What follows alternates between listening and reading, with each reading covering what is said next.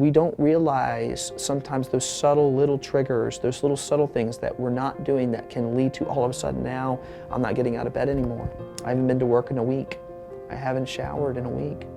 And you don't realize that it all kind of started with those little things that, you know, I didn't necessarily respond to that phone call a few days ago, or I maybe left work a little earlier than because I had some thoughts, some feelings going on, and I didn't know what to do with it. I didn't know who to talk to.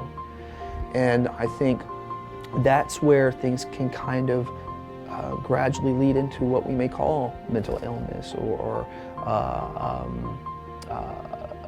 a mental health condition in which we need to get support when depression and sadness get to a level where it's debilitating, where we don't want to eat, or we don't get enough sleep, or maybe we sleep too much.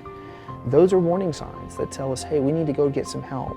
If you struggle with feelings of hopelessness, worthlessness, maybe some circumstances in your lifestyle have changed and now you have thoughts of wanting to harm yourself, or that life would be better if you're not here, or thoughts of going to sleep and not waking up.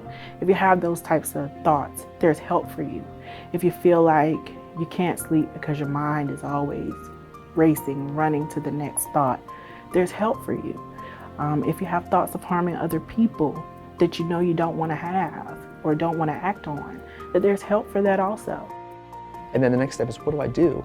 I think some people get stuck in, okay, now that I know, what am I supposed to do with that? They're afraid to tell their spouse or their loved one or their parent, and then they don't know who to turn to. You don't always have to say anything back to the person. Sometimes just listen. Just listen. Silence is amazing.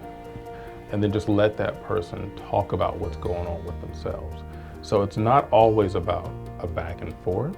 Sometimes it's about just listening. Because if somebody says that they're going to hurt themselves or hurt somebody else, is take what that person's saying seriously.